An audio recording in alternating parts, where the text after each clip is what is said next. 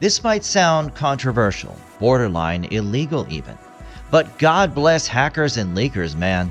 The trailer for the X-Men 97 Season 2 was leaked after being presented at the CCP a few days ago. And while most people will be talking about the storylines, we're here to also talk about the mutants within them. Now, yes, we could bring up members of the cast that have been with us since Season 1, like Cyclops, Wolverine, Jean Grey, and so on, but I think that'll be counterproductive, because most of you already know what they're about and what they're going to do. So instead, we'll focus on the new additions to the X-Men 97 lineup in today's video, because there are a lot of those. Without further ado, this is every hero, villain, and mutant confirmed for Season 2, Explained. Monet St. Croix /M/Penance. Monet St. Croix, aka M, is one of the clearest indicators that Season 2 of X-Men 97 is moving beyond the classic 90s roster and introducing the next generation of mutant evolution. In the comics, Monet is an extraordinarily powerful mutant because of how many abilities she possesses: telepathy, telekinesis, flight, enhanced intelligence, super strength, accelerated healing, heightened reflexes. She's got it all. But what makes Monet especially important to Season 2's narrative is not just her raw power, it's identity instability. Her alternate penance form transforms her into a razor-skinned crimson creature immune to telepathy and driven by emotional trauma. That duality makes her perfectly suited for a post-Genosha world where mutant identity itself has become psychologically fractured. Narratively, Monet likely belongs to the present-day storyline alongside Forge's rebuilding efforts and the younger mutant generation emerging after the collapse of Xavier's original X-Men structure. The trailer positioning strongly suggests Marvel is adapting pieces of Generation X and modern mutant school-era storytelling. Unlike older X-Men who grew up fighting for coexistence, Monet comes from a generation entering mutant society after genocide, sentinel programs, and systemic betrayal. If Season 2 is about the emergence of a new mutant age, Monet represents what that future may actually look like: immensely powerful, psychologically damaged, and far less willing to compromise.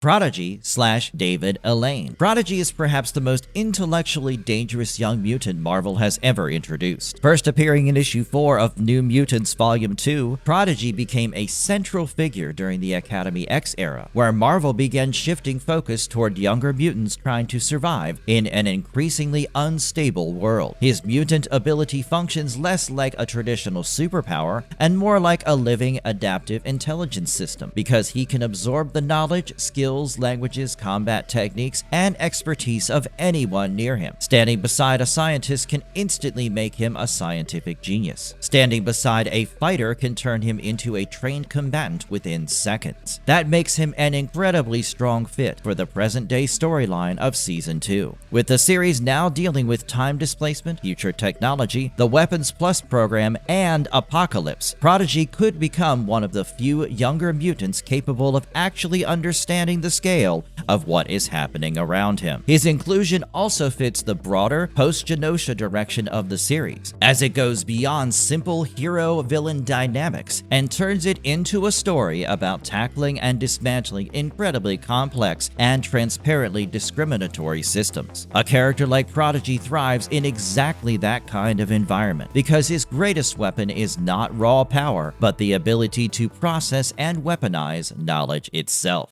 Quentin Quire /Kid Omega. Calling Quentin Quire a menace would be an understatement. He is one of the most volatile young mutants ever introduced into X-Men comics. During the infamous riot at Xavier's storyline, Kid Omega was designed as the exact opposite of Xavier's ideal student. He's brilliant, but emotionally unstable, politically radicalized, and dangerous, even when fighting on the side of the heroes. His telepathic powers overwhelm weaker minds entirely and have been depicted depicted as being only one step short of Xavier's own psychic prowess. That makes him a very interesting fit for the present-day storyline, especially considering he's another character apart from Jean Grey that repeatedly connects to the Phoenix Force, especially during stories like Phoenix Endsong, which was loosely adapted by the original X-Men films. The trailer's decision to put him in a shirt with the Phoenix emblem is not a random design choice, especially in a series already dealing with fractured timelines, mutant evolution, and unstable psychic power. Even if the show is not directly adapting a Phoenix storyline yet, Quentin represents the kind of mutant who thrives in chaos rather than stability. Unlike Prodigy or Monet, Kid Omega is a clear warning sign for what that generation could become, as he fits the narrative naturally as a psychic wildcard capable of becoming either a future revolutionary or an outright catastrophe.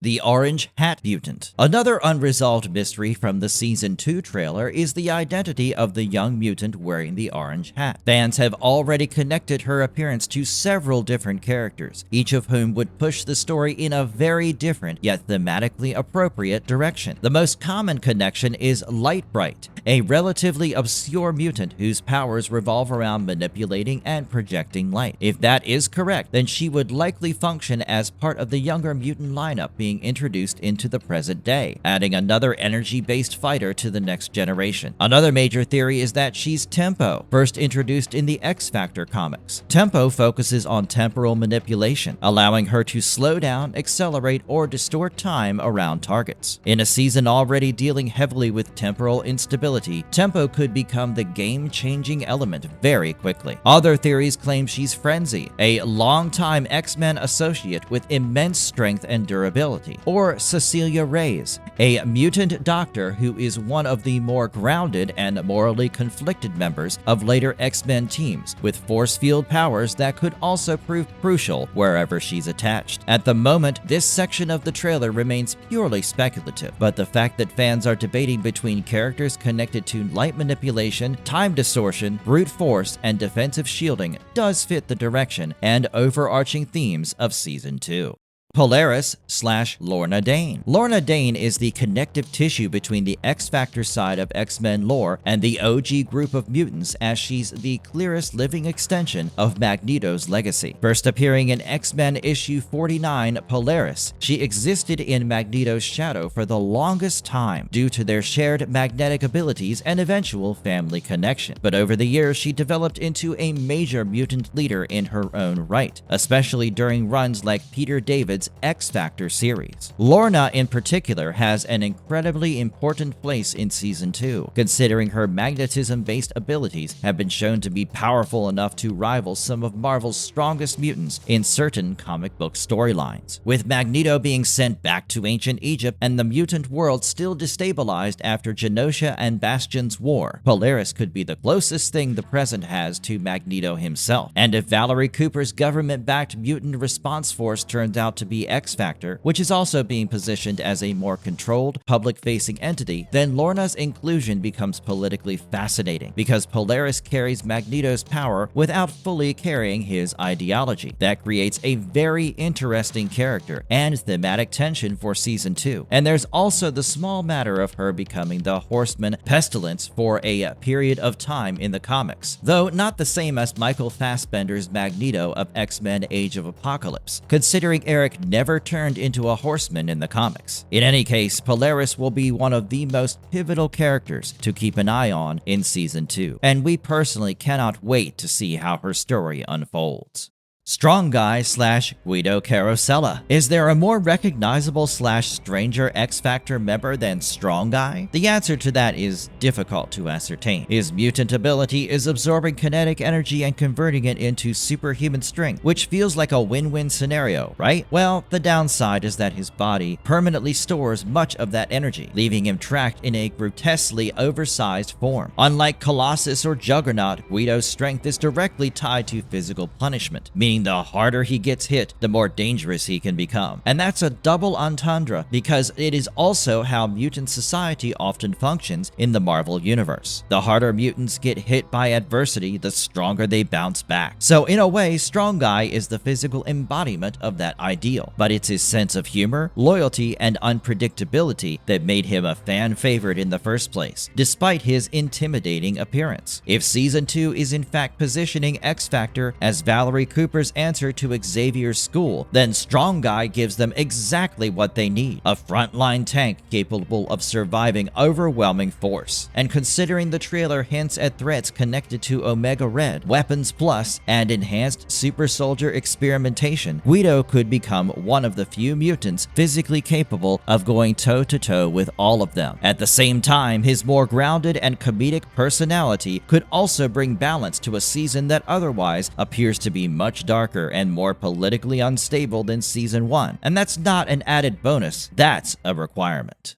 Wolfsbane / Rain Sinclair. Wolfsbane is perhaps the most emotionally tragic mutant from the New Mutants and X-Factor side of the aisle, and that shows in her comic book storylines. Rain Sinclair's powers allow her to transform between 3 different states: her normal human form, a full wolf form, and a hybrid wolf form. These transformations grant her enhanced strength, speed, senses, agility, and tracking ability, effectively turning her into one of the best hunters and trackers among all mutant teams. But unlike Wolverine, Wolfsbane's mutations often feel less controlled and more instinctual, giving many of her stories a darker and more horror-driven tone. Throw on the constant conflict between her deeply religious upbringing and her increasingly animalistic mutant nature, and she quickly becomes one of the more psychologically tortured characters in mutant lore. But her specific abilities also make her an ideal fit for the purported X-Factor lineup in Season 2, because her tracking skills will prove crucial to discovering threats to the government, both within and without. At the same time, Rain's history of isolation, guilt, and identity conflict also fits naturally into X-Men 97's broader themes. Season 2 increasingly looks like a story about mutants struggling to hold on to their humanity while the world around them becomes more extreme, and very few characters embody that struggle more than Wolfsbane, so it will be interesting to see how the show navigates those conflicts through her character.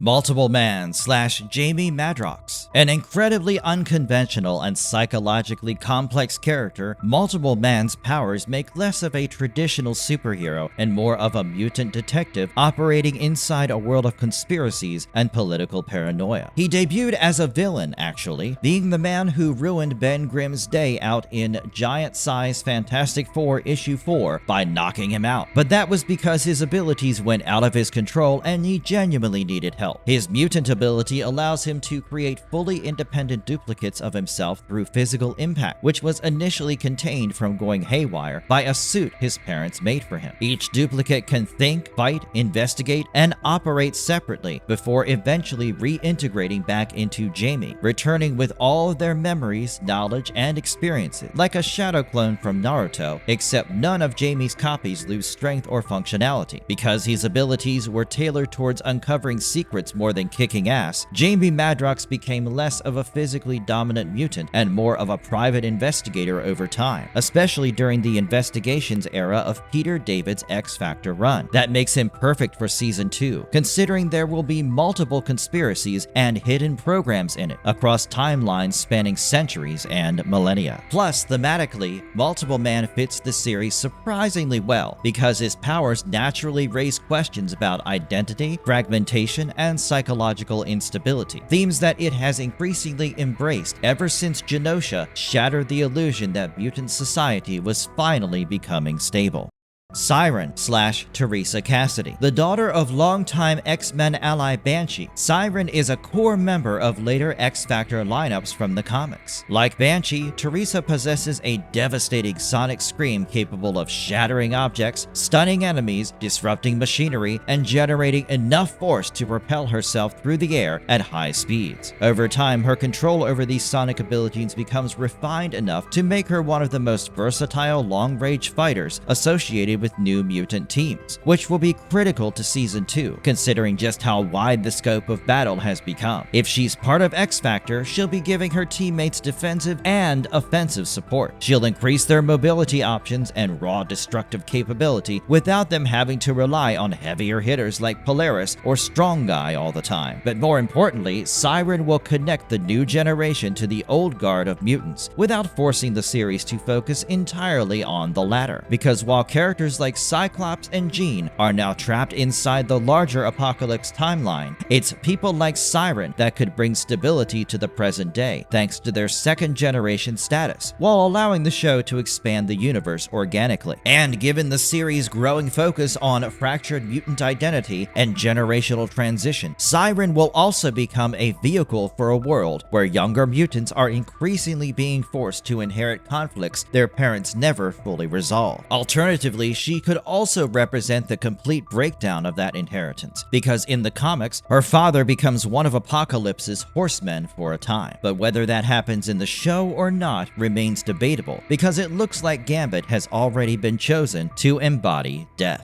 Cable/young Nathan Summers. Nathan Summers, who eventually becomes Cable, is the single most important character connected to Season 2's future timeline. His entire life is built around tragedy, war, and survival across collapsing timelines, whilst grappling with a horrific body transformation. Originally, Nathan was the son of Cyclops and Madeline Pryor, though X-Men 97 is simplifying parts of that continuity by emotionally positioning Jean and Cyclops as its parents within Apocalypse's dystopian future. That change actually fits the show's broader focus on found family much better than the comics' more convoluted version, because the comics had a disturbing tendency to go crazy with lineages. Cable's powers usually include extremely high-level telepathy and telekinesis, but much of his potential is constantly suppressed by the techno-organic virus that's slowly converting his body into living machinery, forcing him to spend enormous amounts of psychic energy just to stay alive and prevent it from spreading. That makes Nathan the axis of Season 2's future storyline. While Apocalypse may rule the future physically, infecting Nathan makes this particular fight deeply personal for Cyclops and Jean. They are no longer just trying to save the future, they are trying to save their son. And because Nathan eventually grows into Cable, the entire narrative becomes a paradoxical origin story, because in the comics, Apocalypse got the virus by fighting Cable in the first place, under his alter ego, Traveler. This creates a complex and unnerving time loop that Season 2 will attempt to resolve, and we're sure that this loop will have major psychological and emotional implications for Scott and Jean as well.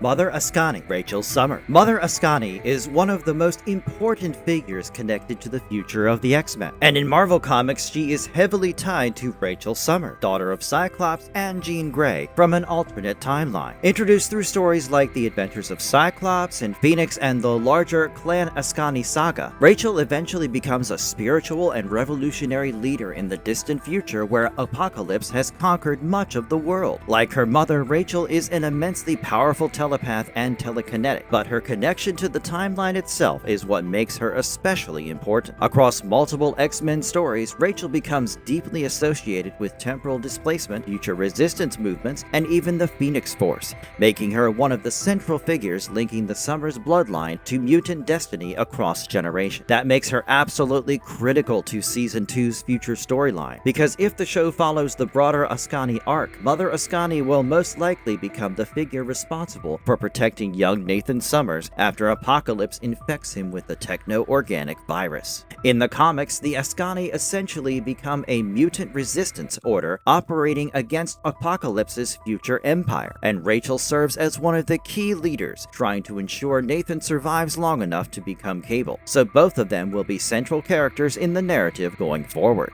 Stryfe. The evil twin angle is something that many franchises try to pull off, but fail at miserably. That might not be the case here though, because Stryfe was created as the literal antithesis to Cable. He was representative of Apocalypse's larger obsession with mutant evolution and the Summers bloodline. In the comics, he is raised by Apocalypse from childhood and manipulated into believing that he, not Nathan Summers, is the true heir destined to shape mutant history. Like Cable, Stryfe possesses immense telepathic telepathic and kinetic abilities, but unlike Nathan, he is not forced to constantly suppress a techno-organic virus. That often allows him to wield his powers far more efficiently and destructively, making him one of the deadliest psychic threats in the Marvel Universe. What makes Stryfe especially important to X-Men 97 is that his story is far more personal than a simple copy job. If Season 2 fully adapts elements of the Askani and Apocalypse future arcs, then Stryfe becomes the darkest possible outcome of Apocalypse's ideology, taking a child and turning him into the ultimate living weapon, which is ironic considering other parts of the season will be attempting to do exactly the same. Chamber/Jonathan Starsbore. A major figure from the Generation X era of the X-Men comics, Chamber immediately stood out because his mutation didn't make him look powerful or heroic, it mutilated him. When Jonathan's powers first manifested, the psionic energy erupting from his body destroyed much of his chest and lower jaw, making him permanently sustained by that same energy burning inside him. Instead of speaking normally, he communicates telepathically, and the energy contained within him can be unleashed as devastating concussive blasts. What makes Chamber such a strong fit for Season 2 is the fact that he fits the darker direction the series has taken after Genosha like a glove. The series is increasingly emphasizing that mutation is not always empowering or glamorous. Sometimes it is physically horrifying, psychologically isolating, and impossible to control. That thematic angle is exactly what Chamber represents, and in a season already dealing with biological experimentation, Apocalypse's obsession with survival through suffering, and mutants struggling to hold on to their humanity, Chamber will embody how terrifying the mutant condition can actually be when viewed outside the romanticized superhero lens. Bishop is already one of the most important time travel characters in the series, and Season 2 will make him even more central to the plot. That's because he comes from a dystopian future where mutants were hunted, imprisoned, and pushed to the edge of extinction, and that background made him fundamentally different from many classic X-Men characters, because he never grew up believing Xavier's dream could fully work. Bishop is one of the few characters who truly understands how catastrophic timeline damage can become if events spiral out of control. And because he already has history with Cable and dystopian futures in the comic, he naturally fits as a bridge between the present-day X-Men survivors and Nathan Summers' future storyline. But Bishop's real value comes from his experiences with timeline collapse, war, and survival. More importantly, Bishop represents a major ideological shift inside the series itself. Unlike Xavier, he does not view history optimistically. He views it as fragile, violent, and constantly one mistake away from disaster. And in a season based on how history itself changes across time, that could make him one of the most important strategic voices on the show.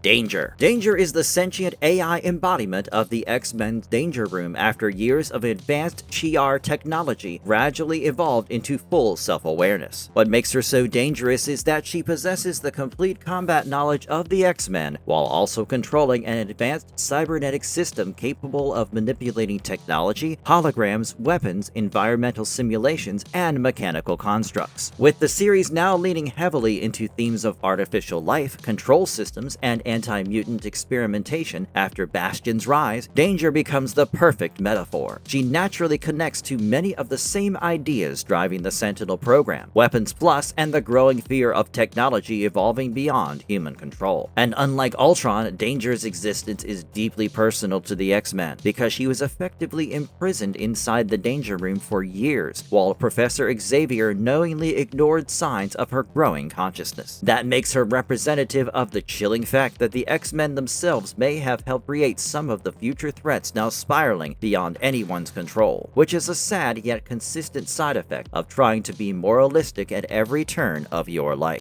Archangel. The original Angel is one of the clearest examples of how Apocalypse destroys people by transforming them rather than simply killing them. As Archangel, Warren's original feathered wings were replaced with massive metallic wings capable of launching razor-sharp toxic feathers at enemies. Combined with enhanced strength, flight, and Apocalypse's genetic modifications, Archangel became far more dangerous than Angel ever was, but also far more psychologically unstable. Many of his comic storylines revolve around around him struggling against the darker instincts and conditioning Apocalypse implanted into him, and that history makes him integral to Season 2's Apocalypse storyline. While Cable and Mother Askani show Apocalypse shaping the future, Archangel represents the personal damage Apocalypse leaves behind in the present. He is living proof that Apocalypse's philosophy is about breaking people down and rebuilding them into weapons, a struggle we'll see him enduring for much of his screen time. Sunspot. Unlike many of the newly introduced younger mutants, Roberto already has direct experience with the collapse of mutant-human relations after Genosha and Bastion's war because he was a part of X-Men 97 Season 1. That season positioned him as someone still learning what it truly means to be an X-Man, whilst juggling his impulsive personality, his dangerous solar-enhanced abilities, and his role within the New Mutants all at once. And with many senior members now displaced across time, Season 2 could push Roberto into a much larger leadership role. More importantly, Sunspot represents one of the core themes emerging across the series, which focuses on the fact that the next generation no longer has the luxury of slowly growing into heroism. Characters like Roberto are being forced to mature inside a world already collapsing in all directions. And because Roberto still carries some of the optimism and emotional vulnerability younger mutants often lose over time, he may become one of the few characters capable of preserving parts of Xavier's dream, while older generations become increasingly radicalized by war and trauma. Jubilee. Jubilee has always occupied a unique place in X-Men history because she entered the franchise the same way many of us did, as a younger outsider suddenly thrown into the chaotic world of mutants. First appearing in the Uncanny X-Men comics, Jubilee quickly became one of the defining characters of the 90s era, thanks to both the original animated series and her close relationship with Wolverine. Her powers allow her to generate explosive plasmoid bursts, often visualized as colorful fireworks like energy blasts. While those abilities initially seemed playful compared to mutants like Storm or Magneto, later comics repeatedly showed Jubilee's powers becoming far more destructive than they first appeared, especially when emotionally pushed. That balance between youthful optimism and hidden emotional weight is exactly why Jubilee remains important to the narrative, because unlike many of the newly introduced younger mutants, Jubilee already has deep emotional ties to the original X-Men, while still being young enough to naturally fit alongside the next generation emerging after Genosha. She's one of the few characters capable of connecting the emotional legacy of the old X-Men to the uncertain future now taking shape, and its success or failure might be entirely contingent on her actions.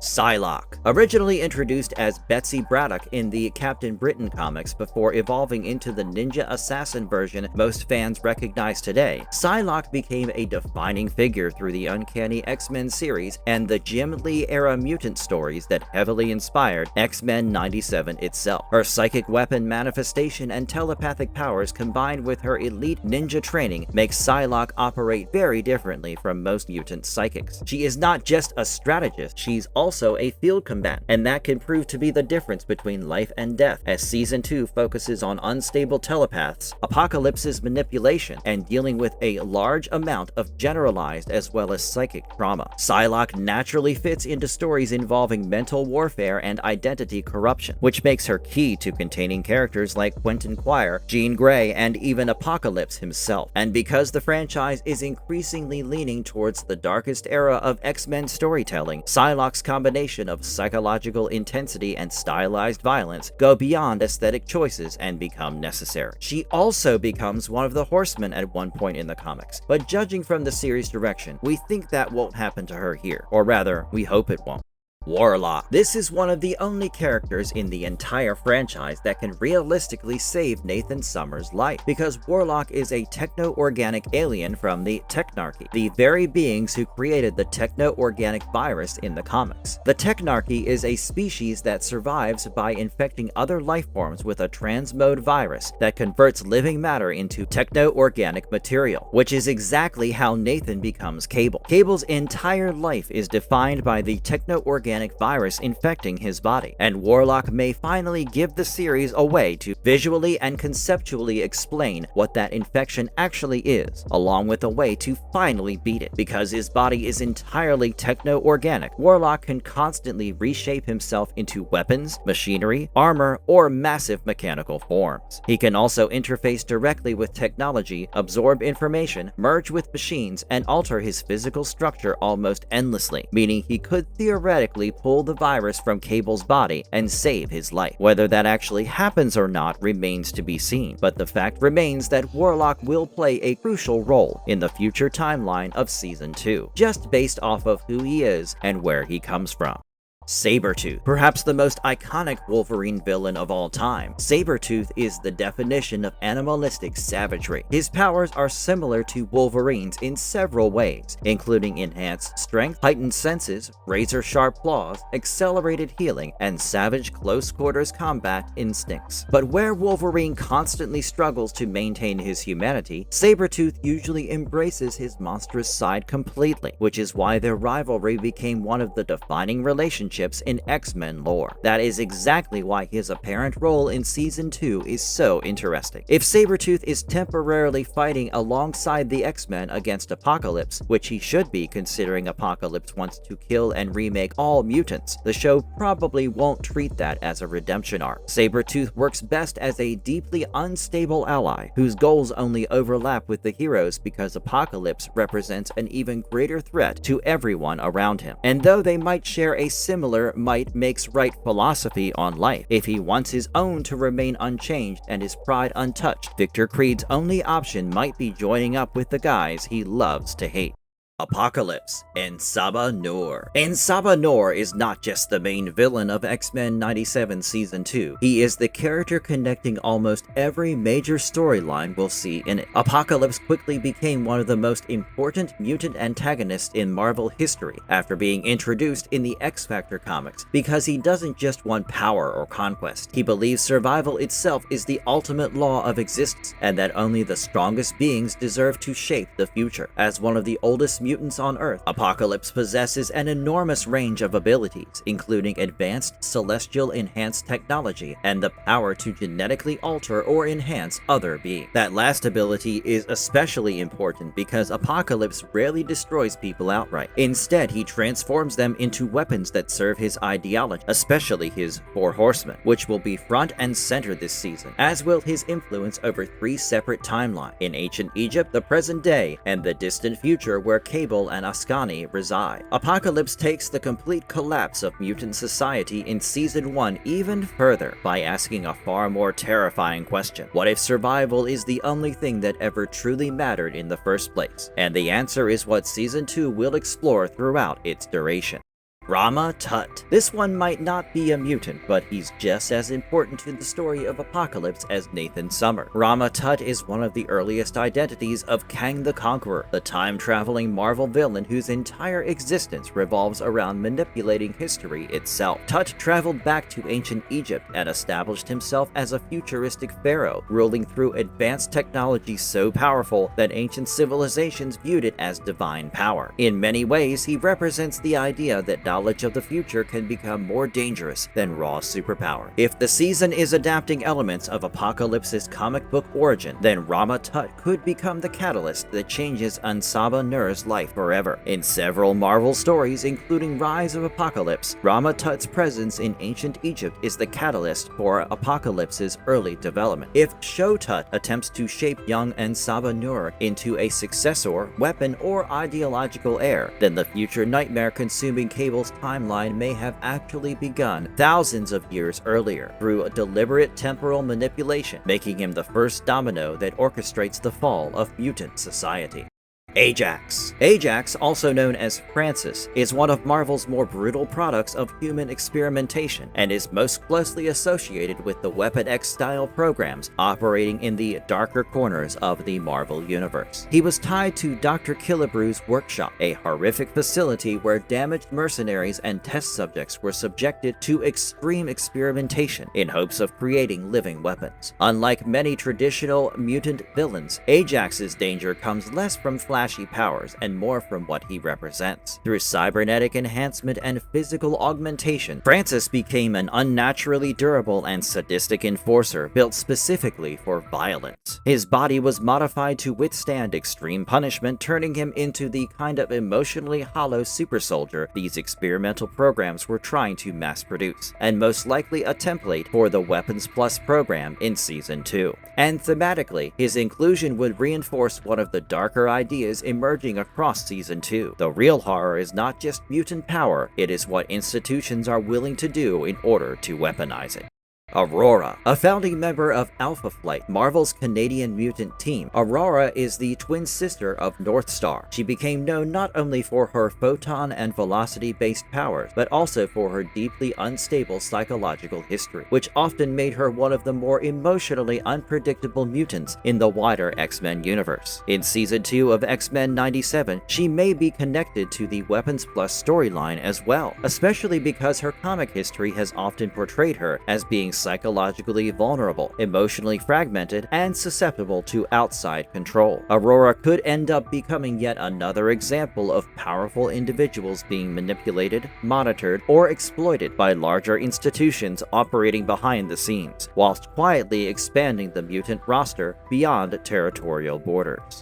Fantomex. Fantomex is perhaps the most genetically engineered character ever connected to the X-Men universe, and one of the clearest symbols of how far the Weapons Plus program is willing to go, well beyond Wolverine. First appearing in Grant Morrison's New X-Men, Fantomex was introduced as Weapon 13, part of a secret continuation of the same experimentation network that previously created Weapon X. Unlike Wolverine, however, Fantomex was not simply enhanced. He was artificially evolved from birth. His body was designed to become the perfect infiltrator and assassin, giving him enhanced reflexes, accelerated healing, advanced sensory processing, and an unusually complex nervous system. Most disturbingly, Fantomex possesses 3 separate brains, capable of processing information independently, making him incredibly difficult to predict or manipulate. He is also permanently connected to Ava, a living external nervous system that functions as transportation, battlefield support, camouflage, and an extension of his consciousness itself. That makes Fantomex an incredibly important character with regards to the Weapons Plus conspiracy. His existence reveals that the program did not stop with Wolverine or simple mutant experimentation. It evolved into an industrial-scale attempt to manufacture artificial evolution itself. His very existence begs the question, what happens when governments stop trying to control evolution and start manufacturing their own version of it instead? And the answer is not going to be pretty for anyone that comes across him.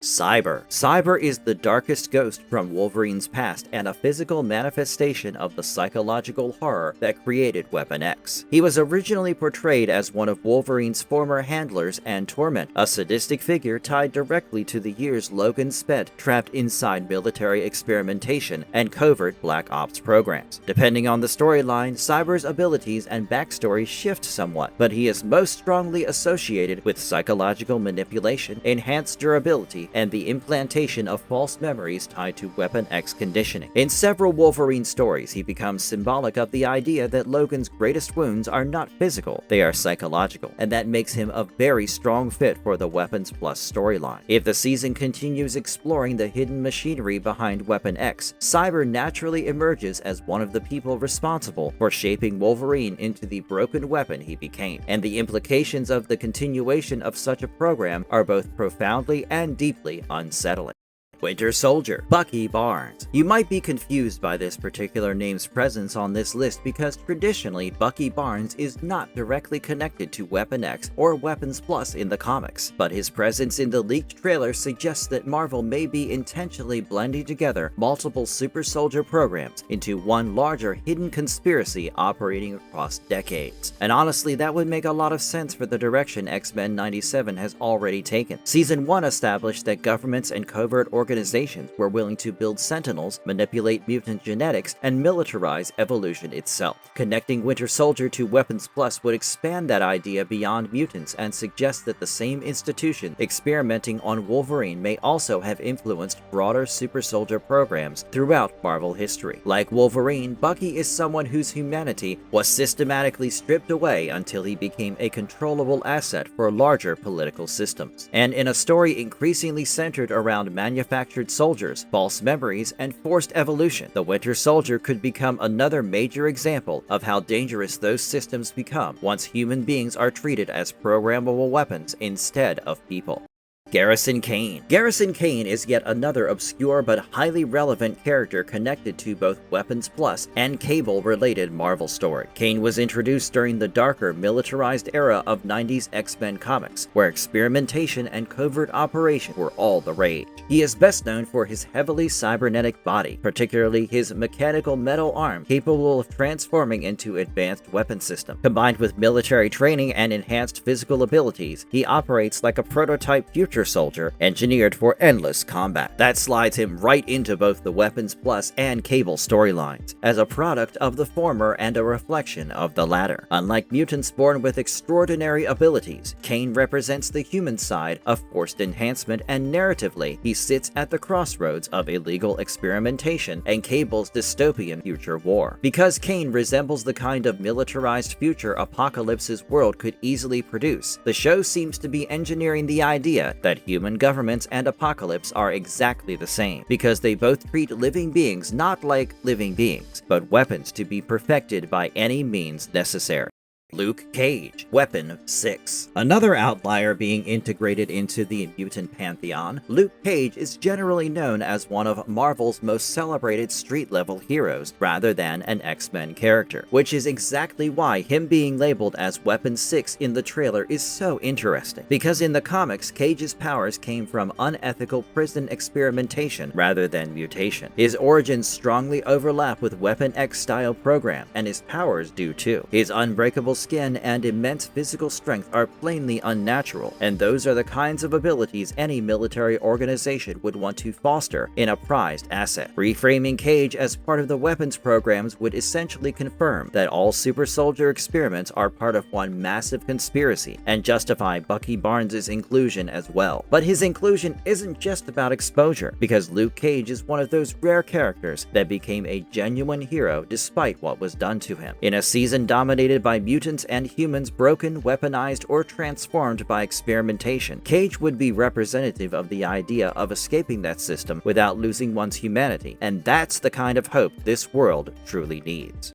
Omega Red. Arkady Rossovich was originally a Soviet covert operative who was transformed into a weapon during the Cold War through brutal experimentation designed to rival the Weapon X program. Instead, he became a living nightmare for anyone that's ever known him, and his powers make him terrifying even by X-Men standards. Apart from all the requisite Wolverine-like enhancements, Omega Red's signature carbonadium coils are what make men piss themselves when they see him coming. Those massive retractable tentacles are capable of crushing his enemies and draining their life force through the death factor. Because his body constantly consumes life energy to sustain itself, Omega Red basically is a living, parasitical, biological weapon that's barely held together by constant violence, which, ironically enough, is the pinnacle of achievement for the weapons programs. Omega Red could become a moral danger for Forge's emerging team, or the next X-Factor lineup, because he is what happens when life itself becomes secondary to power. And Red's power is absolutely off the charts to begin with. Lady Deathstrike. Lady Deathstrike was a daredevil villainess before becoming heavily associated with Wolverine and the X-Men, but her mentality and physicality are such that she can seamlessly transition between both those pantheons. Yuriko Oyama built her entire identity around obsession, augmentation, and revenge, after all. Her powers come primarily from extensive cybernetic enhancement, transforming her into a near-machine assassin with razor-sharp adamantium claws that rival Wolverine's. Unlike Logan, Logan, Lady Deathstrike willingly embraced much of her transformation, making her one of the most extreme examples of a human turning themselves into a weapon. And that last bit is key to understanding her inclusion, because unlike most other enhanced beings we've discussed so far, Lady Deathstrike assembled her physiology willingly. She actively surrendered parts of her humanity in pursuit of power and vengeance, and in that sense, she and Apocalypse are kindred spirits. She's representative of how difficult it becomes separating survival from self-destruction once the body itself becomes a battlefield. Only in Season 2, those battlefields will stretch across 3 separate timelines and reshape the fate of the universe itself. We know you guys probably missed your favorites while watching this video, but we thought rehashing old names in favor of new faces wouldn't do justice to either of them. So we hope you enjoyed the approach we took and the breakdowns we provided you with. Let us know your thoughts on all of it down in the comments, and don't forget to like, share, and subscribe to our channel for more X-Men content this summer. We'll see you soon with yet another video, so until then, stay safe and have a nice day.